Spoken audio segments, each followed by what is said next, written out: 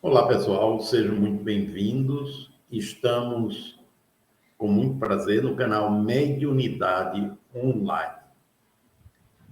E hoje nós vamos conversar a respeito de um tema que está no livro Vinha de Luz, do Emmanuel, e diz respeito a situações da nossa existência que são muito importantes para o nosso aprimoramento. É fundamental que a gente tenha noção, porque se essa noção não estiver presente, obviamente tudo que eu vou falar vai parecer muito estranho. Que nós somos consciências em evolução, seres evolutivos, perfectíveis, e que nós estamos numa etapa ainda muito primária do nosso processo evolutivo, com um nível de consciência sobre nós, sobre o nosso funcionamento, sobre a vida, ainda muito pequeno.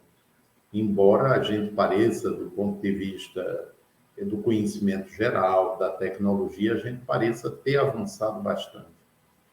Mas no que diz respeito à vida em si, nosso conhecimento é muito pequeno. Então, de uma forma geral, a maioria de nós ainda se encontra num estado de adormecimento em relação tanto a si mesmo como à sua interação consigo, com a vida, com os demais. Ou seja, não tem uma percepção clara de que somos consciências utilizando temporariamente um corpo físico.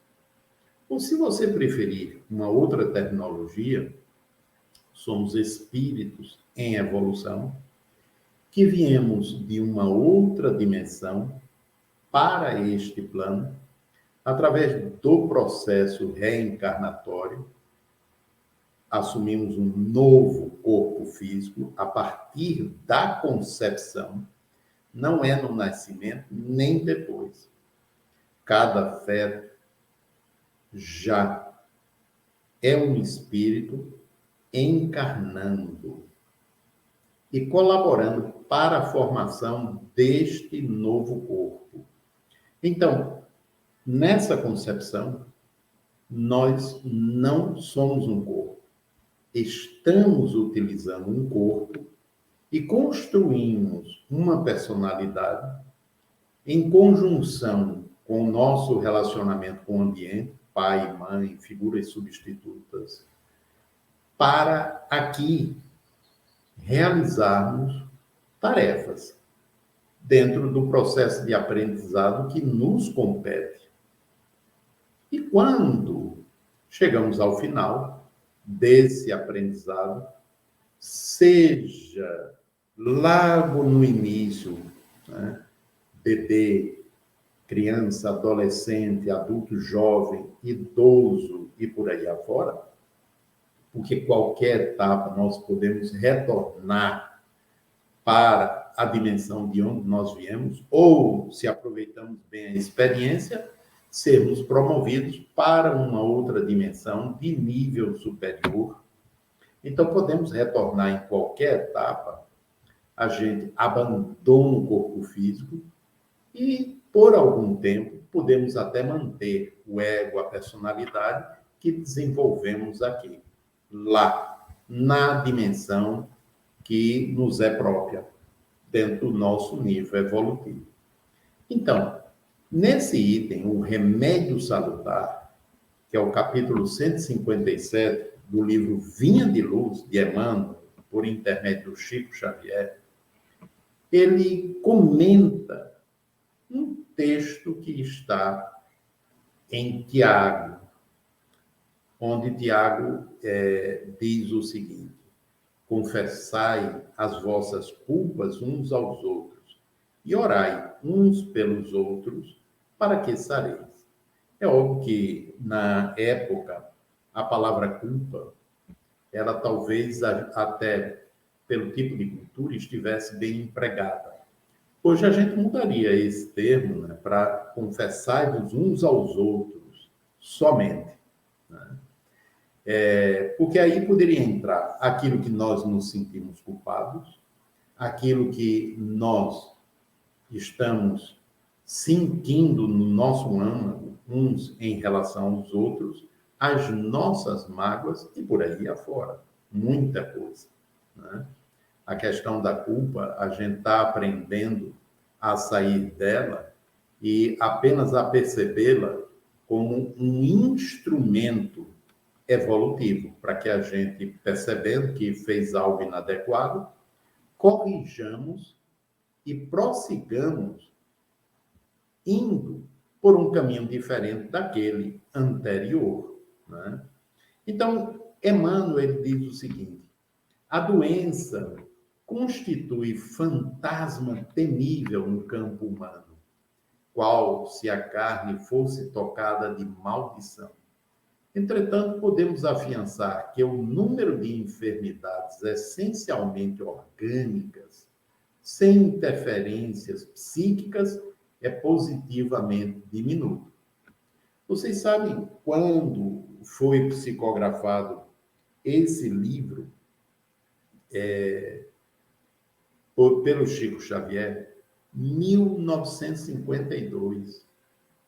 A psicossomática ela estava engatinhando ainda. A gente já vislumbrava de uma forma talvez mais nítida a participação dos fenômenos psíquicos, principalmente por conta dos trabalhos do Freud, do Jung, do Assagioli, e por conta daquilo que se observou nos sequelados da Segunda Guerra Mundial. Mas ainda estava embrionária. E lá em 1952, Emmanuel, através do Chico Xavier, ele diz: podemos afiançar que o número de enfermidades essencialmente orgânicas, sem interferências psíquicas, é positivamente diminuto. Ou seja, a maior parte das nossas enfermidades tem um componente psíquico, emocional muito grande. Ou seja, são doenças psicossomáticas. E aí ele diz ainda, acrescenta, a maioria das moléstias procede da alma, das profundezas do ser, não nos reportando a imensa caudal de provas expiatórias que invadem inúmeras existências. Em suas expressões fisiológicas, referimos-nos tão somente às moléstias que surgem de inesperado com raízes no coração. Então, ele não está falando daquilo que vem necessariamente de vida passada, né? Ele está falando daquilo que tem origem no nosso próprio funcionamento, no mundo interior da gente, a partir da forma como interagimos conosco, com o outro e com a vida, né? Ou seja, com raízes no coração, na emoção. Quantas enfermidades pomposamente batizadas pela ciência médica não passam de estados vibratórios da mente em desequilíbrio? E é verdade, não é? Por exemplo, você saber que o diagnóstico é esse, do ponto de vista médico, tem uma importância. Porque aí, de acordo com o diagnóstico, você vai ser tratado. Então, do ponto de vista médico, isso tem uma importância muito grande. Mas não é só o diagnóstico. Você precisa também ser orientado para perceber a integração entre a manifestação de superfície, a doença, e os fatores mais profundos, emocionais, mentais, relacionais, familiares, sociais, que você está vivendo. Porque a questão não é só você, por exemplo, se você está sofrendo de fibromialgia, você tomar os remédios pregabalina, analgésico, etc., etc., né, que vão ajudar a minorar o seu sofrimento, ou seja, diminuir a dor. Né? É importante que você também seja auxiliado a pesquisar o que é que seu sistema está tentando lhe comunicar através daquelas manifestações álgicas, dolorosas. Porque você entendendo isso, você vai fazendo o que é necessário para poder modificar, não no sentido propriamente de fazer com que as dores cessem, mas porque você começa a perceber a importância de você se trabalhar em virtude de estar tomando consciência da necessidade de modificação em determinadas áreas do seu funcionamento, da sua maneira de pensar, da sua emoção. Lembro de um homem que procurou ajuda porque ele sofria de dores nos membros inferiores. E ele já tinha tentado de tudo, e no final, a fisiatra o encaminhou para mim, para que ele se submetesse, não encaminhou para mim como psiquiatra, né? Porque ela já tinha, inclusive, tentado antidepressivos, né, calmantes, e aquilo nem atenuava aquelas dores dele. O encaminhou para um trabalho psicoterapêutico. E aí nós começamos, aí, gradativamente, o que foi surgindo na medida em que a gente dialogava sobre a vida dele, sobre a relação dele com a família de origem, pai, mãe, irmãos, né? Os ancestrais, os avós, e também trabalhávamos com recursos que expandem a consciência. A gente foi verificando que aquilo tinha uma relação com a atualidade e uma relação profunda com o intercâmbio dele lá na infância, principalmente com o pai. Com a mãe também, mas principalmente com o pai. E vendo também a história familiar.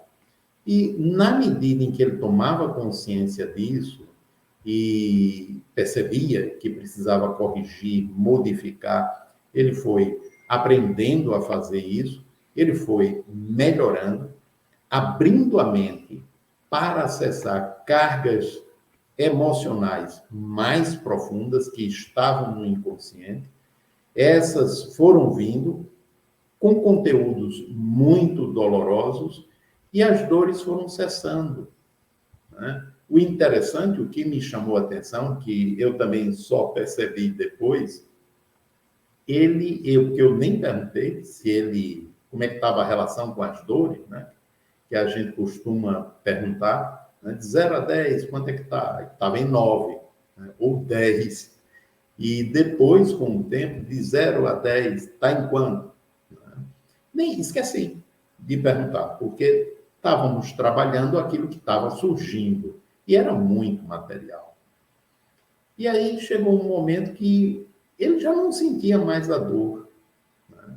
Mas ele estava interessado em se perceber, em se conhecer, porque ele já tinha tomado consciência que o modo como ele se relacionava com os filhos, com a esposa, com os funcionários dele, né?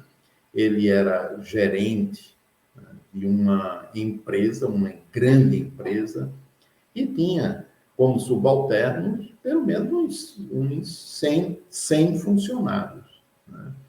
E aí ele percebeu que tinha tudo a ver com a história de vida dele. E aí ele foi ficando cada vez mais curioso, interessado em investigar e aprender a como mudar. E foi mudando realmente. Gradativamente ele foi mudando. E aí chegou um momento, né, que eu me dei conta, e aí eu perguntei, e as dores? Ele disse, já fazem várias semanas que eu não sinto mais nada nas pernas. Haviam cessado as dores, né? Elas vinham como consequência da área emocional, da área mental, da forma como ele se relacionava com a vida. Né? Então, do ponto de vista médico, ele tinha um diagnóstico. Do ponto de vista psiquiátrico, ele tinha um diagnóstico.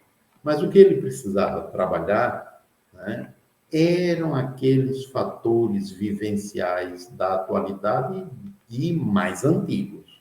Né? Ou seja, você trabalhar com o indivíduo no sentido somente do diagnóstico, você pode ajudar, pode até cessar. Né? Você está sofrendo com um quadro doloroso, se você responde bem aos medicamentos, não só analgésicos, que ajudam nisso, você pode minorar 90% ou mais daquela dor. Mas a maior probabilidade é que depois de algum tempo, quando você for retirando os remédios, ela volta. E a ideia é você vai ter que tomar até o fim da vida. Quando muitas vezes não é necessário isso daí. Né?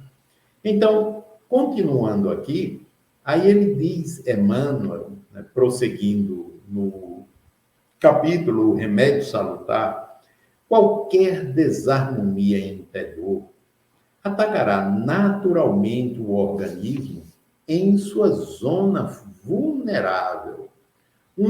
Experimentar-lhe-á os efeitos no fígado, outro nos rins e ainda outro no próprio sangue. O que é que Emmanuel está falando aqui? Ele está falando da marca kármica. O que é a marca kármica?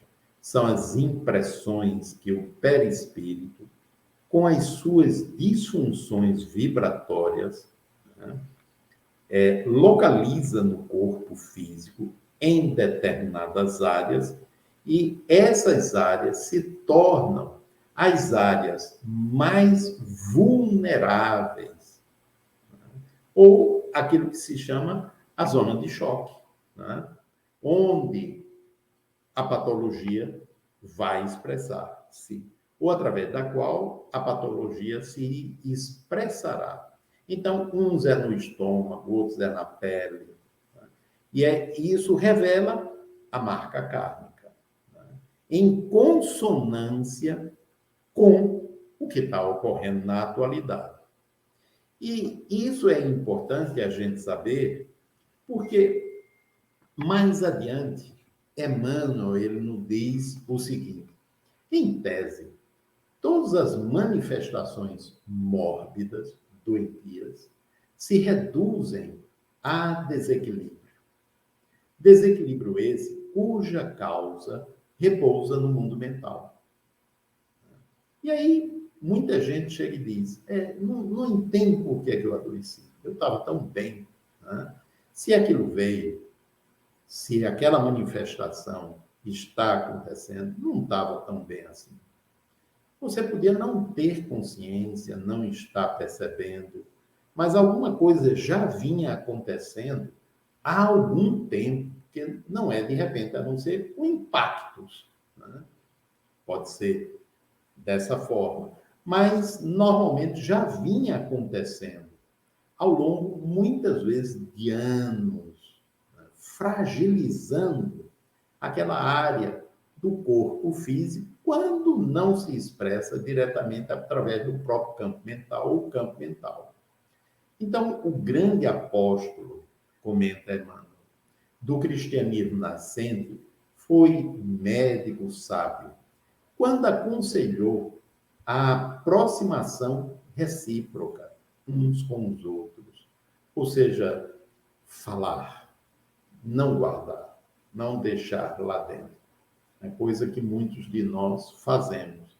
E aí termina havendo uma repercussão lá dentro, porque aquele processo permanece reverberando na intimidade do ser por longo tempo, até que o sistema, não suportando mais, drena aquela manifestação por alguma área mais vulnerável. Quando aconselhou a aproximação recíproca e a assistência mútua como remédios salutares, o ofensor, que revela as próprias culpas, ante o ofendido, lança fora detritos psíquicos, aliviando o plano interno.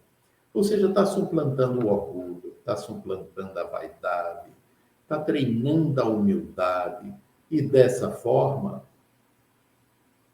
descarregando as vibrações tóxicas que estavam relacionadas com aquele problema. Quando oramos uns pelos outros, nossas mentes se unem, diz Emmanuel, no círculo da intercessão espiritual. E, embora não se verifique o registro imediato em nossas consciências comuns, há conversações silenciosas pelo sem-fio do pensamento. A gente já conversou em outro vídeo, né, que um meio de comunicação intenso, talvez o mais intenso, talvez não, o mais intenso realmente, é de inconsciente para inconsciente, de campo energético para campo energético. Tanto no sentido saudável, como no sentido do desequilíbrio, da doença. E é importante que a gente, entendendo isto, né, reeduque a nossa mente para que possamos criar um campo mental, emocional e, portanto, que se expressa em torno de nós, que seja saudável.